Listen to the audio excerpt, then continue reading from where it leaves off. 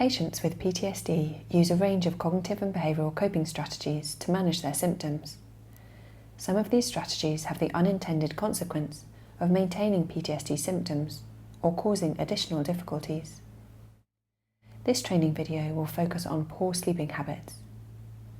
Other common coping strategies are covered in other training videos on thought suppression, hypervigilance, safety behaviours, alcohol and drug use, avoidance, social withdrawal, and excessive risk-taking. Working on unhelpful coping strategies in PTSD generally follows 3 steps: guided discovery to better understand the strategy, exploring the advantages and disadvantages of the behaviour, and using behavioural experiments to test the effects of the strategy. Many of the issues associated with poor sleep are addressed in cognitive therapy.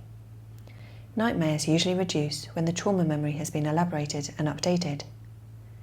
If patients are lying awake at night, dwelling on aspects of the trauma or worrying about future problems, interventions targeting rumination can be used.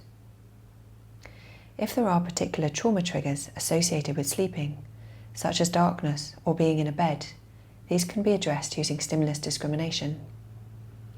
Other training videos are available on all of these topics. Where a patient has developed poor sleep habits, such as napping during the day, staying up late to avoid sleeping, drinking alcohol to get to sleep, and so on, these can be addressed by examining the costs and benefits of the approach, psychoeducation about sleep hygiene, and testing alternative strategies. Similar to other sleep hygiene interventions, written information about good sleep habits can be provided. In this video, you will see a therapist and patient working together to understand and improve unhelpful sleep habits. Therapists should approach the topic of unhelpful coping strategies empathically, acknowledging that the patient is doing their best to manage the problem. They use guided discovery to discuss the costs and benefits of the strategy and its unintended consequences. Katie, I know we were going to talk a bit about your sleep today. Yeah, it's been really bad. So how's it been over the last week? What does a typical night look like for you? I get to bed quite late. I put it off really because I just know I'm going to have a nightmare. And so I usually just watch TV and then I go to bed eventually. So what time are you actually getting to sleep? It varies, but last night it wasn't before 2 a.m. Okay. And are you falling asleep downstairs on the sofa or up in your bed? Yeah, on the sofa. But then after a couple of hours I wake up again, either because I've had a nightmare or just because I've been laying in an awkward position, and then I go up and go to bed. And can you get back to sleep again then? It usually takes me a while. Yeah. And then because I have to get up at 7 for work, I only get an hour or 2 sleep. Okay, so it sounds like you're really not getting much sleep at all. No, I'm tired all the time. Yeah, okay. So maybe we can think if there's any way to improve it. I'm wondering about this idea of staying up late. You said that's to avoid having the nightmare? Yeah. Yeah, and I know the nightmares are really distressing, so it makes sense to me while you're doing that. Does it mean that you don't have the nightmare if you stay up late? No, I have them anyway.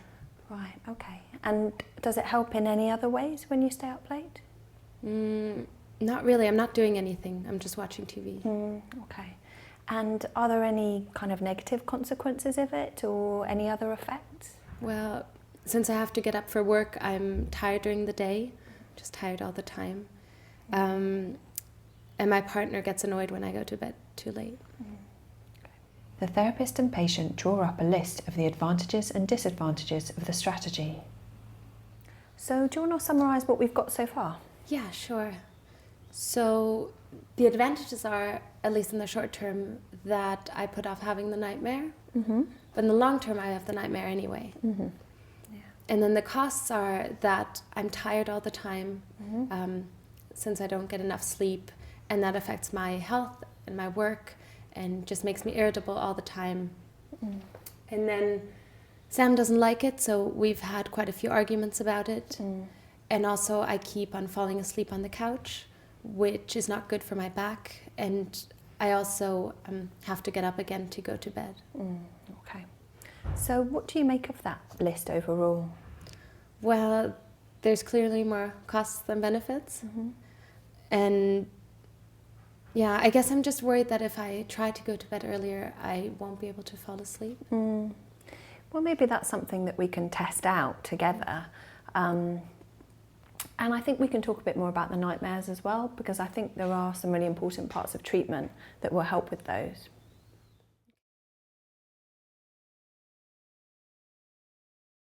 Guided discovery can be followed up with a behavioural experiment to test the effects of the behaviour.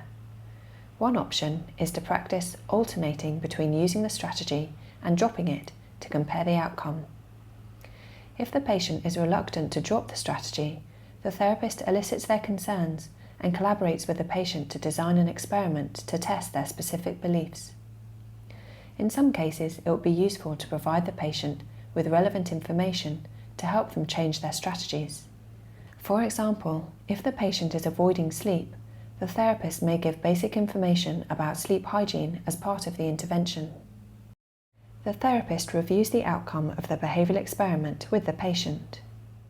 So should we talk about the experiment that you were going to try last week with your sleep? Yeah, sure. So the plan was that for the first half of the week, you were going to stay up late and sleep on the sofa like usual. And then in the second half of the week, you were going to try going a little bit earlier to bed, around 11 o'clock. And we were going to see how it affected your sleep and the number of nightmares that you had. Yeah. So how did you get on? So the first few days were the same as usual. I got about 5 hours sleep and had nightmares and then was tired during the day. Okay, I'm sorry to hear that. How about the second half of the week? The first night wasn't very good. I guess I'm just not used to going to bed earlier, and so it took me quite some time to fall asleep. But then the evening after that was much better, and I got about 7 hours of sleep. Oh, that was great. Yeah. And any nightmares? Yeah, same as usual. Okay. All right. Well, well done for trying the experiment. That's really great. What do you think you learnt from them? I was quite surprised, actually. It didn't really seem to make a difference to the nightmares. And going to bed earlier, I got more sleep, and it just took a bit longer to fall asleep. Yeah, that's interesting, isn't it? It sounds like the first night that you tried to move your bedtime forward, it was harder to get to sleep. But I guess we'd expect that, given what we've talked about with sleep routines and circadian rhythms and so on. Yeah. But then the second night, you slept a bit better, and same number of nightmares either way. So what do you think you'll take from that? Well, I think I'm going to try to go to bed earlier again for the next few weeks, and if it doesn't make a difference to my nightmares and I get more sleep, then that makes more sense. And I also sleep better in my bed than on the couch. Yeah. Key points. Sleep problems are common symptoms of PTSD. Many sleep issues are addressed using cognitive therapy with different strategies. Nightmares are addressed through elaborating and updating the trauma memory. Dwelling or worrying can be improved with interventions to stop rumination. Memory triggers associated with a trauma, such as the dark, can be addressed using stimulus discrimination. Poor sleep habits may have developed which are exacerbating sleep problems. These are addressed through guided discovery, exploring advantages and disadvantages, behavioural experiments. As in other sleep hygiene interventions, written materials on good sleeping habits may be provided. Other training videos are available on other unhelpful coping strategies.